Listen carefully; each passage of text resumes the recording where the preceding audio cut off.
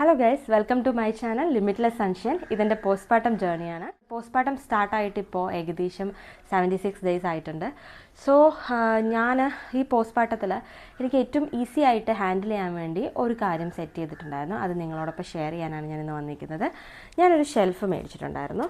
ഇതുപോലുള്ള ഒരു 4 സെറ്റുള്ള ഒരു ഷെൽഫ് മേടിച്ചിട്ടുണ്ടായിരുന്നു. 4 തട്ടായിട്ടുള്ള ഈ ഷെൽഫ് എനിക്ക് ഏറ്റവും എങ്ങനെ യൂസ്ഫുൾ ആയെന്ന് ചോദിച്ചു കഴിഞ്ഞാൽ, ഈ ഷെൽഫ് ഉള്ളത് കൊണ്ട് എനിക്ക് എൻ്റെ കുട്ടിക്ക് അത്യാവശ്യമായിട്ട് ആവശ്യമുള്ള എല്ലാ കാര്യങ്ങളും, ഡയപ്പറായാലും ഡ്രസ്സായാലും ടിഷ്യൂ ആയാലും വെറ്റ് വൈപ്സ് ആയാലും അല്ലെങ്കിൽ എന്ത് കാര്യം, ഒരു മരുന്നായാലും എല്ലാ കാര്യങ്ങളും ഇതിൽ തന്നെ അറേഞ്ച് ചെയ്യാൻ പറ്റുന്നുണ്ടായിരുന്നു. അപ്പോൾ ഇതിൽ അറേഞ്ച് ചെയ്ത കാരണം എനിക്ക് എപ്പോഴും അത് ഫൈൻഡ് ഔട്ട് ചെയ്യാൻ ഒന്നും പാടില്ലായിരുന്നു. ഞാനും കുട്ടിയും മാത്രമുള്ള സിറ്റുവേഷൻസിൽ എനിക്കത് ഈസിലി ഒരു ഡയപ്പർ ചേഞ്ചോ അല്ലെങ്കിൽ ഈസിലി എനിക്ക് എന്ത് കാര്യങ്ങൾ വേണമെങ്കിലും എൻ്റെ കുട്ടീനെ കയ്യിൽ വെച്ചുകൊണ്ട് തന്നെ എടുക്കാൻ പറ്റുന്നുണ്ട്.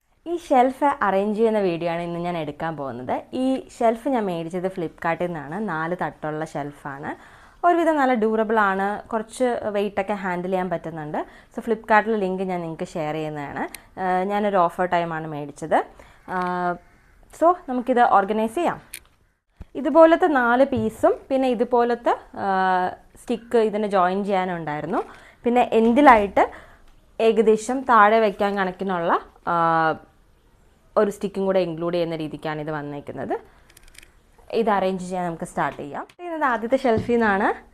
അതിന് എനിക്കൊരു എക്സ്ട്രാ ബോക്സും കൂടെ എൻ്റെ കയ്യിലുണ്ടായിരുന്നു. ഇത് ഞാൻ മേടിച്ചതല്ല, എനിക്ക് ഗിഫ്റ്റായിട്ട് ഹിമാലയയുടെ ഒരു ഗിഫ്റ്റ് പാക്ക് കിട്ടിയപ്പോൾ കൂടെ കിട്ടിയ ബോക്സാണ്. നിങ്ങൾക്ക് ഇതുപോലത്തെ ബോക്സ് ഈസിലി ഫൈൻഡ് ഔട്ട് ചെയ്യാൻ പറ്റും. ഞാൻ ബോക്സിൻ്റെ കൂടി ഇതുപോലെ ഉള്ളൊരു ബോക്സിൻ്റെ കൂടെ ലിങ്കും ഞാൻ ഷെയർ ചെയ്തേക്കാം.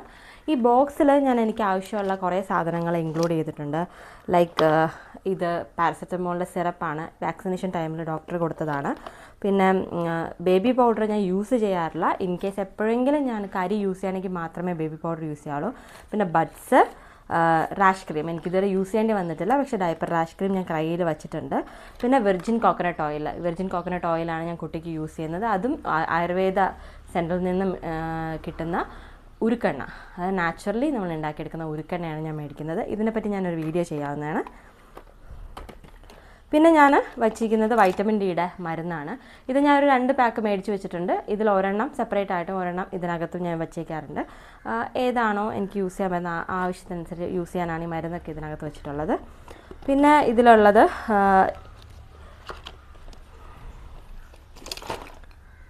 ഫീവർ ചെക്ക് ചെയ്യാനുള്ള, ടെമ്പറേച്ചർ അളക്കാനുള്ള തെർമോമീറ്ററാണ്. ഇതും എപ്പോഴും അത്യാവശ്യമായിട്ട് വരുന്ന കാര്യമാണല്ലോ. അതേപോലെ തന്നെ വേറൊരു കാര്യം വെച്ചിട്ടുള്ളത് നെയിൽ ക്ലിപ്പറാണ്. എല്ലാവരും ഇങ്ങനെ എൻ്റെ അമ്മൂമ്മയൊക്കെ പറയാറുണ്ട്, കുളിച്ച് കഴിയുന്ന സമയത്ത് നഖം അമ്മ തന്നെ പല്ലുകൊണ്ട് ഇങ്ങനെ മുറിച്ച് കളയണമെന്ന്. സോ എനിക്കത് പോസിബിൾ അല്ലായിരുന്നു. സോ എൻ്റെ ഫ്രണ്ട് സജസ്റ്റ് ചെയ്താണ് ഒരു നെയിൽ ക്ലിപ്പർ. ഇത് ഭയങ്കര ഈസിയാണ് ചെയ്യാൻ വേണ്ടി. അപ്പോൾ ഞാൻ ഇത് യൂസ് ചെയ്താണ് ചെയ്യാറുള്ളത്. അപ്പോൾ ഈ വക കാര്യങ്ങളാണ് ഞാൻ ഇതിൽ സ്റ്റോർ ചെയ്ത് വെച്ചേക്കുന്നത്.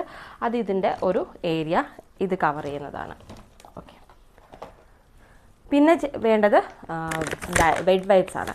വെറ്റ് വൈപ്സ് 2 ഉണ്ട് എൻ്റെ കയ്യിൽ. ഒന്ന് ഹിമാലയം, ഒന്ന് ബേബി ഹഗ്ഗുമാണ്. ബേബി ഹഗ്ഗാണ് ഞാൻ മേടിച്ചത്. എനിക്ക് ബേബി ഹഗ്ഗ കൂടുതൽ ഇഷ്ടമായത്. കാരണം ബേബി ഹഗ്ഗ് കുറച്ചുകൂടെ ഒരു എന്താ പറയുക, ഒരു പെർഫ്യൂം, ഒരു സ്മെല്ല് അതിനങ്ങനെ ഇല്ല അത്രയ്ക്ക്.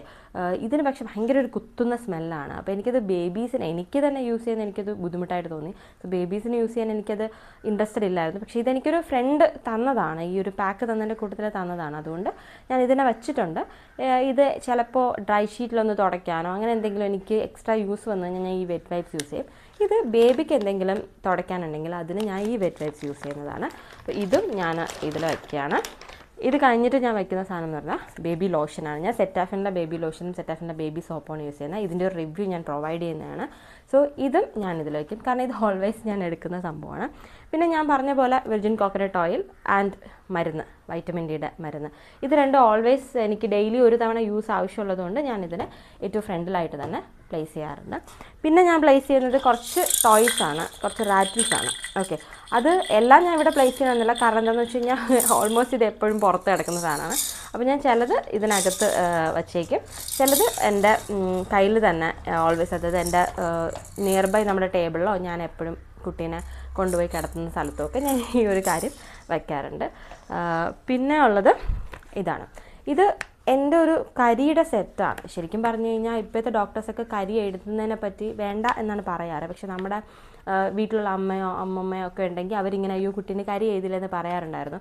സോ അതുകൊണ്ട് ഞാൻ എന്തായാലും നമുക്ക് ഒരു ടൈമെങ്കിലും അല്ലെങ്കിൽ 2-3 ടൈമെങ്കിലും കരി എഴുതേണ്ട ആവശ്യം വരും എന്നറിയാമെന്നുള്ളതുകൊണ്ട് ഞാൻ കുറച്ച് കാര്യങ്ങൾ റെഡിയാക്കിയിട്ടുണ്ടായിരുന്നു. അതിലൊന്നെന്ന് പറയുന്നത് ഈ കരിയാണ്. എൻ്റെ സിസ്റ്റർ ഇൻ ലോ ആയുർവേദ ഡോക്ടറാണ്. സോ വിർജിൻ കോക്കനട്ട് ഓയിൽ, കരി ഒക്കെ അവിടെ നിന്നാണ് എനിക്ക് കിട്ടുന്നത്. സോ വളരെ നാച്ചുറലായിട്ട് പ്രൊഡ്യൂസ് ചെയ്യുന്ന കാര്യങ്ങൾ തന്നെ എനിക്ക് എടുക്കാൻ പറ്റുന്നുണ്ട്. ഇതെൻ്റെ സിസ്റ്റർ ഇൻ ലോ പ്രൊഡ്യൂസ് ചെയ്ത കരിയാണ്. അവർ നാച്ചുറലി തന്നെ ഉണ്ടാക്കിയ കരിയാണ്. പിന്നെ ഞാൻ മേടിച്ചിട്ടുള്ള സാധനം ഇത് എഴുതാൻ വേണ്ടിയുള്ളൊരു ബ്രഷാണ്. കാരണം എനിക്ക് എത്ര ബഡ്സ് എഴുതിയാലും ഭയങ്കര ഓവറായിട്ട് എഴുതിയൊരു ഫീലിംഗ് ഉണ്ടാകുമായിരുന്നു. അപ്പോൾ അതുകൊണ്ട് ഇതെനിക്ക് ആദ്യമേ അറിയാം. ഇതിനു മുന്നേ എൻ്റെ ഒരു കസിൻ്റെ കുഞ്ഞിന് ഞാൻ എഴുതി കൊടുത്ത എക്സ്പീരിയൻസ് വെച്ചിട്ട് എനിക്ക് അറിയാമെന്നുള്ളതുകൊണ്ട് ഞാൻ ഈ ഒരു ബ്രഷ് മേടിച്ചിട്ടുണ്ടായിരുന്നു. ഇപ്പോൾ വളരെ ആർട്ടിസ്റ്റിക്കലി ഞാൻ എഴുതാറുണ്ട്. ഇത് റയർലി ഞാൻ എഴുതുന്നെങ്കിലും എൻ്റെ അമ്മയ്ക്കോ അമ്മമ്മയ്ക്കോ ഭയങ്കരമായിട്ട് ആഗ്രഹം തോന്നുമ്പോൾ ഞാൻ അവർക്ക് വേണ്ടി കുറച്ച് എഴുതി കൊടുക്കാറുണ്ടെങ്കിലും ആ സമയത്ത് ഞാൻ വളരെ ആർട്ടിസ്റ്റിക്കലി ഈ ബ്രഷ് കൊണ്ടാണ് എഴുതുന്നത്. ബ്രഷ് കൊണ്ട് എഴുതുമ്പോൾ നമുക്ക് ഈവൻ ദോ അവൻ ഉറങ്ങാത്ത സിറ്റുവേഷനിൽ വരെ എനിക്കിത് വെച്ചിട്ട് പ്രോപ്പറായിട്ട് എഴുതി കൊടുക്കാൻ പറ്റാറുണ്ട്. ഇതിൻ്റെ ലിങ്ക് ഞാൻ നിങ്ങൾക്ക് പ്രൊവൈഡ് ചെയ്യാം. ഇതിൻ്റെ ഒരു സെറ്റ്, അതായത് ഈ ഒരു കാര്യങ്ങൾ അതിന് വേണ്ടിയിട്ടുള്ള ബഡ്സ് നമ്മൾ ഇങ്ങനെ പൊട്ടിയിടത്തില്ല, അതിന് വേണ്ടിയുള്ള ബഡ്സ് ഇതെല്ലാം കൂടെ ഞാൻ ഈ ഒരു കവറിൽ സ്റ്റോർ ചെയ്തിട്ടുണ്ട്. എൻ്റെ ഈ കവർ ഞാൻ ഇതിൻ്റെ ജസ്റ്റ് ഒന്ന് പ്ലേസ് ചെയ്യും, അത്രേ ഉള്ളൂ. ഓക്കെ, ഇത്രയാണ് മേജർലി എൻ്റെ ഫസ്റ്റ് ഷെൽഫിലുള്ളത്. എൻ്റെ ഫസ്റ്റ് ഷെൽഫിൽ ഇത്രയും സാധനങ്ങളാണുള്ളത്. ഇനി സെക്കൻഡ് ഷെൽഫിലെ കാര്യങ്ങൾ പറഞ്ഞു. ഇനി അടുത്ത് ഞാൻ അടുക്കാൻ പോകുന്ന സെക്കൻഡ് ഷെൽഫാണ്. ഓക്കെ, ഇങ്ങനെയാണ് വരുന്നത്. ഇത് കണക്ട് ചെയ്തിട്ടാണ് നമ്മൾ ഒന്നാക്കാൻ പോകുന്നത്. അപ്പോൾ സെക്കൻഡ് ഷെൽഫ് അടുക്കുമ്പോൾ ഞാൻ ഒരു 2 പാമ്പേഴ്സിൻ്റെ കവർ, ഇതിന് മുന്നേ മേടിച്ച പാമ്പേഴ്സിൻ്റെ കവർ ഞാൻ കട്ട് ചെയ്ത് വെച്ചിട്ടുണ്ട്. കാരണം എല്ലാത്തിനും നമ്മൾ എക്സ്ട്രാ വെറുതെ കുറേ ബോക്സസോ അല്ലെങ്കിൽ എസ്തെറ്റിക്കലി ആയിട്ടുള്ള കാര്യങ്ങൾ മാത്രം ചെയ്യണമെന്നില്ല. ആ ഒരു പൈസ കൊണ്ട് നമുക്ക് നമ്മുടെ കുട്ടിക്കുള്ള എന്തെങ്കിലും ക്വാളിറ്റി ആയിട്ടുള്ള ഐറ്റംസ് മേടിച്ചു കൊടുക്കാൻ പറ്റും. അപ്പോൾ അതുകൊണ്ട് ഞാൻ ഇങ്ങനെ 2 കവർ മുന്നേ ഞാൻ മേടിച്ചിട്ടുള്ള 2 പാമ്പേഴ്സിൻ്റെ കവർ യൂസ് ചെയ്തിട്ടുണ്ട്. എന്നുവെച്ചാൽ ഞാൻ 2 ടൈപ്സ് ഓഫ് ഈ ഡയപ്പറാണ് യൂസ് ചെയ്യുന്നത്. ഒന്ന് പാൻ ടൈപ്പ് ഡയപ്പറും ഒന്ന് സ്റ്റിക്ക് ചെയ്യാൻ പറ്റും നമ്മൾ ടേപ്പ് സ്റ്റൈൽ ഡയപ്പറാണ് യൂസ് ചെയ്യുന്നത്. അപ്പോൾ ഇത് രണ്ടും പാമ്പേഴ്സ് കമ്പനിയുടെ തന്നെയാണ്. ഇതാണ് ഞാൻ യൂസ് ചെയ്യുന്ന പാൻ ടൈപ്പായിട്ടുള്ള ഡയപ്പർ. നല്ലതാണ്, കുറച്ച് പൈസ കുറവിൽ കിട്ടും. ഓഫർ നടക്കുന്നതുകൊണ്ട് കുറച്ച് പൈസ കുറവിൽ കിട്ടും. ഞാനത് സബ്സ്ക്രിപ്ഷനിലാണ് എടുക്കാറ്. സബ്സ്ക്രിപ്ഷനിൽ എടുക്കുമ്പോൾ എനിക്ക് ഓൾറെഡി ഒരു 150 ലോസ് എക്സ്ട്രാ ആയിട്ട് എനിക്ക് കിട്ടാറുണ്ട്. അത് കഴിഞ്ഞിട്ട് വരുന്നത് ഈ ഡയപ്പറാണ്, ടേപ്പ് സ്റ്റൈലായിട്ടുള്ള ഡയപ്പറാണ്. ഇതൊരു 1200 റേഞ്ചിനൊക്കെ കിട്ടും. മറ്റേതൊരു 600-700 രൂപ റേഞ്ചിന് കിട്ടും എനിക്ക്. സോ രണ്ടിലും നല്ല പോലെ കുറേ നമ്പർ ഓഫ് ഡൈപ്പേഴ്സ് ഉണ്ട്. എനിക്കത് ഞാൻ സബ്സ്ക്രിപ്ഷൻ എടുക്കുന്ന ഒരു 100-150 രൂപ അങ്ങനെയും ലാഭത്തിൽ കിട്ടാറുണ്ട്. സോ എങ്ങനെയാണ് സബ്സ്ക്രിപ്ഷൻ എടുക്കുന്നതെന്ന് ആമസോണിലുള്ള ആൾക്കാർക്ക് അറിയില്ല. ആമസോൺ സബ്സ്ക്രിപ്ഷൻ എങ്ങനെയാണെന്ന് അറിയാത്ത ആൾക്കാർക്ക് എന്നോട് ചോദിച്ചാൽ ഞാനത് പറഞ്ഞു തരുന്നതാണ്. അപ്പോൾ ഈ 2 കവറിലായിട്ട് ഞാനിങ്ങനെ ഈ ഡൈപ്പേഴ്സിനെ സ്റ്റോർ ചെയ്യും. അത് ഇത്രയല്ല, കുറച്ചുകൂടെ ഫില്ലായിട്ട് സ്റ്റോർ ചെയ്യും. Okay, will show you. ഇതുപോലെ കുറച്ചുകൂടെ ഡൈപ്പേഴ്സ് എടുത്തിട്ട് നല്ല സ്റ്റാക്ക് ചെയ്ത് സ്റ്റോർ ചെയ്യും. എന്നിട്ട് എപ്പോഴാണോ അതിൻ്റെ എണ്ണം കുറയുന്നത് ഞാനിങ്ങനെ ഫില്ല് ചെയ്തുകൊണ്ടിരിക്കും. ഇതാകുമ്പോൾ നമുക്ക് എപ്പോഴും വലിയൊരു കവർ എവിടെയെങ്കിലും നമുക്ക് സ്റ്റോർ ചെയ്യാവുന്നതാണ്. അപ്പോൾ ഇതിന് ഒരു സൈഡിൽ നമുക്ക് പ്ലേസ് ചെയ്യാം. അപ്പോൾ നമുക്ക് ഈസി ആയിട്ട് സൈഡിൽ നിന്ന് ഇത് ഇങ്ങനെ എടുക്കാവുന്നതേ ഉള്ളൂ. ഈസി ആയിട്ട് നമുക്കിങ്ങനെ പുള്ള് ചെയ്ത് എടുക്കാവുന്നതേ ഉള്ളൂ. ഓക്കെ, ഇങ്ങനെയാണ് ഞാൻ ആ ഡയപ്പേഴ്സ് സെറ്റ് ചെയ്യുന്നത്. പിന്നെ ഞാൻ മെയിനായിട്ട് വയ്ക്കുന്ന സാധനം എന്ന് പറയുന്നത് ഒരു ഫേസ് ടിഷ്യൂ ആണ്. ഇതധികം എനിക്ക് യൂസൊന്നും ഇല്ല. ഞാൻ കൂടുതൽ എൻ്റെ ആവശ്യത്തിന് അല്ലെങ്കിൽ ചിലപ്പോൾ എന്തെങ്കിലും പെട്ടെന്ന് കുട്ടിക്ക് എന്തെങ്കിലും വൈപ്പ് ചെയ്യാനൊക്കെ വരുമ്പോൾ നമ്മുടെ നോർമൽ ടിഷ്യൂ ഞാൻ യൂസ് ചെയ്യുന്നത്. നോർമൽ ടിഷ്യൂ ഞാൻ വെച്ചിട്ടുണ്ട്, പക്ഷേ നോർമൽ ടിഷ്യൂവിനെക്കാളും ഫേസ് ടിഷ്യൂ ആണ് സോഫ്റ്റ് ആയിട്ടുള്ള. അപ്പോൾ അതുകൊണ്ട് ഇത് രണ്ടും ഞാൻ വെച്ചേക്കും. ഇത് എൻ്റേതായ ആവശ്യങ്ങൾക്ക് എന്തെങ്കിലും വന്നാൽ യൂസ് ചെയ്യാനും, ഇത് കുട്ടിയുടെ എന്തെങ്കിലും നമുക്ക് വൈപ്പ് ചെയ്യാൻ വേണ്ടി വന്നെങ്കിൽ യൂസ് ചെയ്യാൻ വേണ്ടിയാണ്. എപ്പോഴും നമുക്ക് വെറ്റ് വൈപ്സിൻ്റെ ആവശ്യം വരണം എന്നില്ലല്ലോ. അപ്പോൾ അതിന് ഞാൻ ഇവിടെ ഇങ്ങനെ പ്ലേസ് ചെയ്തിട്ടുണ്ട്. അപ്പോൾ നമുക്ക് ഈസിലി പുൾ ഔട്ട് ചെയ്തെടുക്കാവുന്നതാണ്. പിന്നെ ഈ ഒരു ടിഷ്യൂവിനെ ഞാൻ ഇങ്ങനെ ഫ്രണ്ടിൽ പ്ലേസ് ചെയ്തിട്ടുണ്ട്. അപ്പോൾ നമുക്ക് അതും ഇങ്ങനെ പുൾ ഔട്ട് ചെയ്തെടുക്കാൻ പറ്റുന്നതാണ്. പിന്നെ നെക്സ്റ്റ് ഞാൻ വയ്ക്കാൻ പോകുന്നത് ബ്രസ്റ്റ് പാഡാണ്. എനിക്ക് കുറച്ച് മിൽക്ക് ലീക്കിൻ്റെ ഇഷ്യൂ ഒക്കെ ഉണ്ടായിട്ടുള്ളതുകൊണ്ട് ഞാൻ ബ്രസ്റ്റ് പാഡ് യൂസ് ചെയ്തിട്ടുണ്ട്. 2 ടൈപ്പ് ഞാൻ യൂസ് ചെയ്തിട്ടുണ്ട്. ഒന്ന് ഡിസ്പോസിബിൾ ആണ്, വേറൊന്ന് റീയൂസബിൾ ആണ്. ഇത് രണ്ടിൻ്റെയും റിവ്യൂ ഞാൻ പ്രൊവൈഡ് ചെയ്യുന്നതാണ്. ഇതും ഞാൻ ഇതുപോലെ പ്ലേസ് ചെയ്യും ഇവിടെ, കാരണം എനിക്ക് ഈസിലി എടുക്കാൻ കണക്കിന് ഇതിനിടയിൽ ഞാൻ പ്ലേസ് ചെയ്തിട്ടുണ്ട്. എനിക്ക് എപ്പോഴും ആ ടിഷ്യൂ ആവശ്യമില്ലാത്തതുകൊണ്ട് എനിക്കിത് മാറ്റിയിട്ട് അതെടുക്കാവുന്നതേ ഉള്ളൂ. പിന്നെ വേണ്ടത് ബർപ്പ് ക്ലോത്ത്സ് ആണ്. ഇതിപ്പോൾ നമ്മളെ ബർപ്പ് ചെയ്യത്തില്ലേ, കുട്ടീനെ തട്ടിയിട്ട് ആ സമയത്ത് എന്തെങ്കിലും കക്കുകയോ അങ്ങനെ എന്തെങ്കിലും ചെയ്യുമ്പോൾ നമ്മൾ തുടയ്ക്കാൻ വേണ്ടി എളുപ്പം യൂസ് ചെയ്യുന്ന ക്ലോത്താണ്. നല്ല സോഫ്റ്റ് ആയിട്ടുള്ള ക്ലോത്താണ്. ഞാൻ ഫസ്റ്റ് ക്രൈയിൽ നിന്ന് മേടിച്ചതാണ്. അപ്പോൾ ഇത് ഞാൻ ഇതിൻ്റെ ഫ്രണ്ടിൽ പ്ലേസ് ചെയ്യുന്നുണ്ട്, സോ ദാറ്റ് എനിക്കത് ഈസിലി പുൾ ചെയ്യാൻ പറ്റും. ഇതാണ് എൻ്റെ 3rd ഷെൽഫ് പാർട്ട്. അപ്പോൾ ഈ ഭാഗത്ത് ഞാൻ പ്ലേസ് ചെയ്യാൻ പോകുന്നത് കുട്ടിയുടെ തുണികളാണ്. അപ്പോൾ എനിക്ക് എനിക്കിനി ആവശ്യമുള്ള വേറെ സാധനങ്ങളൊന്നുമില്ല. ഇനി നെക്സ്റ്റ് വരുന്നത് ക്ലോത്ത്സ് ആണ്. ഇപ്പോൾ ഡെയിലി വെയർ ആയിട്ട് ക്ലോത്ത്സ്, അതിപ്പോൾ നമ്മൾ പോലെ എപ്പോഴും ഇങ്ങനെ അൽമാര ഓപ്പൺ ചെയ്ത് എടുക്കേണ്ട ആവശ്യമില്ലാത്തതുകൊണ്ട് വളരെ ചെറിയ ക്ലോത്ത്സ് ആണ്. ഇതുപോലത്തെ ഒരു ഷെൽഫിൽ തന്നെ നമുക്ക് ഇൻക്ലൂഡ് ചെയ്യാൻ പറ്റുന്നുണ്ട്. ഡെയിലി വെയർ ആയിട്ടുള്ള ക്ലോത്ത്സ് ആണ് ഞാൻ ഇതിൽ കൂടുതലും വയ്ക്കുന്നത്. അപ്പോൾ അതിന് വേണ്ടിയാണ് ഞാൻ ഈ ഒരു തേർഡ് പാർട്ടി യൂസ് ചെയ്യുന്നത്. നിങ്ങൾക്ക് വേറെ എന്തെങ്കിലും വയ്ക്കാനുണ്ടെങ്കിൽ ആ തേർഡ് പാർട്ടി യൂസ് ചെയ്യാവുന്നതാണ്. ഇപ്പോൾ ഞാൻ ക്ലോത്ത്സ് ഇതുപോലെ ഫോൾഡ് ചെയ്തിട്ട് ഇങ്ങനെ അറേഞ്ച് ചെയ്ത് വെക്കാറുണ്ട്. ഈസിലി എടുക്കാൻ കണക്കിന് ഇതിങ്ങനെ അറേഞ്ച് ചെയ്ത് വെക്കാറുണ്ട്. ഇതിൽ ഞാൻ പല സെക്ഷൻ കണക്കിനാണ് വെക്കുന്നത്. കുറേയൊക്കെ ഞാൻ ഏറ്റവും കൂടുതൽ യൂസ് ചെയ്യുന്ന ക്ലോത്ത്സ് വയ്ക്കാറുണ്ട്. പിന്നെ ഇതുപോലത്തെ കുറച്ച് ഇൻ കേസ് നമ്മൾ പുറത്തോട്ട് ജസ്റ്റ് ഒന്ന് ഇറങ്ങുകയാണെങ്കിൽ, എന്നാൽ കാഷ്വൽ ആണെങ്കിൽ അങ്ങനത്തെ ക്ലോത്ത്സ് വെച്ചിട്ടുണ്ട്. പിന്നെ ഇതുപോലെ നൈറ്റ് ഞാൻ യൂസ് ചെയ്യുന്ന ചെറിയ ഭയങ്കര സിമ്പിളായിട്ടുള്ള ക്ലോത്ത്സ് ഉണ്ട്, അത് വെച്ചിട്ടുണ്ട്. ഇതുപോലെ പല പല ടൈപ്പ് ക്ലോത്ത്സ് ഉണ്ട്. ഞാൻ പല പല രീതിക്ക് ഇങ്ങനെ ചേഞ്ച് ചെയ്ത് വെച്ചിട്ടുണ്ട്. സോ എനിക്കറിയാം എങ്ങനെയാണ് വെച്ചിരിക്കുന്നതെന്ന്. ഇത് ഞാൻ വീണ്ടും വീണ്ടും ഫോൾഡ് ചെയ്ത് വയ്ക്കുമ്പോൾ ആ ഒരു രീതിക്ക് തന്നെ വയ്ക്കും. സോ എനിക്ക് ഈസിലി എടുക്കാൻ പറ്റും. ഇതിലങ്ങനെ സ്പെഷ്യലായിട്ടൊന്നുമില്ല. പക്ഷേ ഞാൻ ഇതിന് വേണ്ടിയാണ് ഈ തേർഡ് ഷെൽഫ് യൂസ് ചെയ്യുന്നത്. ഫസ്റ്റ് ഷെൽഫും സെക്കൻഡ് ഷെൽഫ് പാർട്ടിലുമാണ് എനിക്ക് ആ ഒരു കൂടുതൽ യൂസ്ഫുൾ ആയിട്ടുള്ള സാധനങ്ങൾ വരുന്നത്. കാരണം അതാണല്ലോ ഹൈറ്റിൽ ഉണ്ടാവുക. അപ്പോൾ എനിക്ക് എടുക്കാൻ പറ്റുന്നത് അത്യാവശ്യമുള്ള സാധനങ്ങൾ അതിലാണ്. ഇതൊക്കെ എനിക്ക് ഡെയിലി ഒരു തവണ എടുക്കേണ്ടി വരാറുള്ളൂ, അല്ലെങ്കിൽ ഒരു 2 ടൈംസോ 3 ടൈംസോ എടുക്കേണ്ടി വരാറുള്ളൂ.